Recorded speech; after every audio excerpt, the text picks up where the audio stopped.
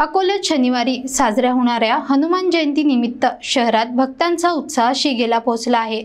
तपे हनुमान मंदिरात पहाटेपासून पूजा अर्चा आणि 501 किलो लाडवांचा महाप्रसाद वाटप होणार आहे।